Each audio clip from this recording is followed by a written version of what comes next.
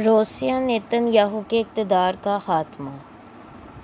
Israeli वज़ीर आज़म बिन्यामीन Netanyahu की अपने इक़्तिदार को तूल देने की खून अशआ मनसूबाबंदी खाक में मिल गई। फ़ारसी में कहते हैं, तदबीर कुंद बंदा तकदीर जंद खंदा। तकदीर ने नेतन्याहू का मुंह काला कर दिया। वो 12 साल से मुसलसल इक़्तिदार में था, जिसका आज ख़ात्मा हो गया।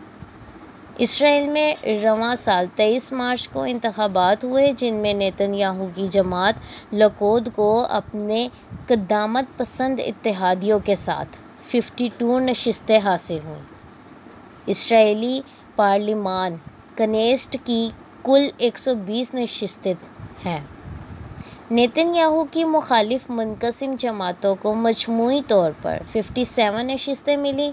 यूँ किसी भी फ़रीक को पार्लिमान में हुकूमत बनाने के लिए दरकार 61 नशिस्तें हासिल नहीं हो सकीं। इसराइली सदर रोलन ने वज़ीर आज़म बिन्यामीन नेतन्याहू को आइन के मुताबिक हुकूमत बनाने के लिए 28 दिन की मोहलत दी, जो 5 मई को ख़त्म हो गई।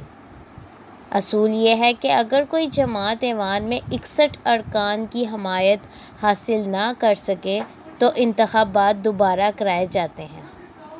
6 मई को नेतन्याहू ने सदर को हुकूमत साजी से माज़रत के बारे में बताया, तो सदर ने हुकूमत बनाने के लिए एतदाल पसंद जमात एहतदेश के रहनुमा यार लपेद को दावत दी, जो वज़ीर ख़ज़ाना भी रह चुके हैं। 7 मई को नेतन्याहू ने मुसलमानों के ख़िलाफ़ जारहियत का आगाज़ करते हुए मस्जिद अक्सा में इबादत में नहित्ते और मासूम मुसलमानों के ख़िलाफ़ कार्रवाई शुरू करा दी, जिसका मकसद हालात को जंग की तरफ ले जाना था। ये नेतन्याहू की मुसल्लत करदा यकतरफ़ा जंग बंदी थी या जंग थी। नेतन्याहू को इसके काले करतूतों के बाइस इंसान कहना भी इंसानियत की तौहीन है। इसके हुक्म पर 11 रोज़ तक मुसलसल बमबारी, गोलाबारी और फायरिंग से फ़लस्तीनियों का खून बहाया जाता रहा, जिसमें बच्चों और ख़वातीन समेत 250 फ़लस्तीनी शहीद हुए और 5000 ज़ख्मी, जबकि इमारतें वगैरह तबाह होने से 50,000 से ज़ायद बेघर हो गए। नेतन्याहू की तरफ से ये सारी मुहिम जोई सिर्फ़ और सिर्फ सियासी मफाद के लिए की गई। लपेद को चीन से हुकूमत साजी के लिए एक दिन भी नहीं दिया गया। नेतन्याहू हालात को एक बार फिर इंतखाबात की तरफ ले जाना चाहता था, जो 2 साल में 5वीं बार होने थे। वो ये इलेक्शन मुसलमानों के खून की कीमत पर जीतना चाहता था।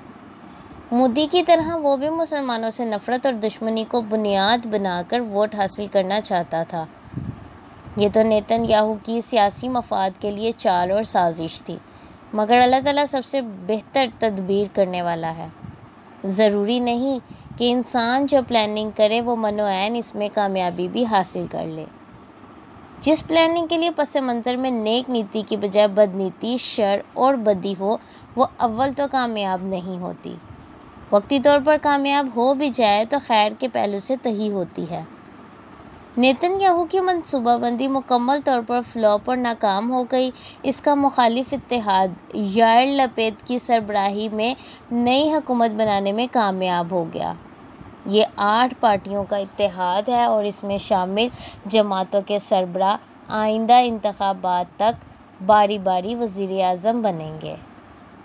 सबसे पहली बारी सेहोनी कौम परस्त सख्त गिर सियासतदान यमीना पार्टी के कायद बेनेट नफ्ताली को दी जा रही है।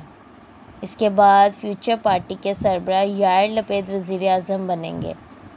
असल में सारी गेम नफ्ताली ने उल्टाई है। वो लपेद के इत्तेहाद का हिस्सा नहीं था, उसने हालात को देखते हुए अपने हक में कैश कराया है।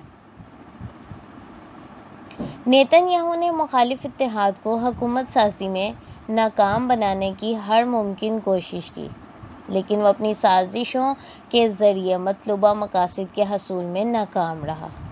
उसने इसराइलियों के जज्बात से खेलने की भी कोशिश की। एक प्रेस कॉन्फ्रेंस में नेतन्याहू ने अपने हरीफ पर इल्ज़ाम आयद किया कि वह ईरान के साथ जौहरी मुआहदे को सपोर्ट कर रहे हैं। नेतन्याहू के मुताबिक बाएं बाजू की हुकूमती तश्कील इसराइली रियासत के मुस्तकबिल के लिए बड़ा ख़तरा होगा। मैं इस रियासत और इसके मुस्तकबिल का निगरान हूँ। ये इत्तेहाद इसराइल की दिफाई मज़ाहमत के लिए बड़ा ख़तरा है। ज़रा सोचें कि ऐसी हुकूमत या ऐसी सूरत में गज़ा, ईरान और वाशिंगटन में क्या होगा। ये लोग ईरानी जौहरी मुआहदे की हमायत करते हैं। क्या ये लोग हमास से जंग करेंगे? नहीं, ये लोग ऐसा हरगिज़ नहीं करेंगे।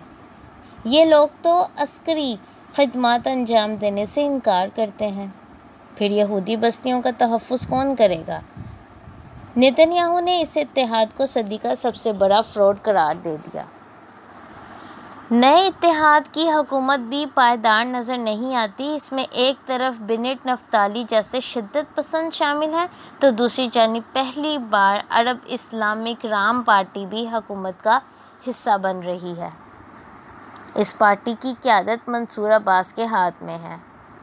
मंसूर अब्बास और बेनेट नफ्ताली का इत्तेहादी हुकूमत का हिस्सा बनना आग और पानी के मेल और शेर और बकरी के एक खाट पर पानी पीने के मुतरादिफ होगा।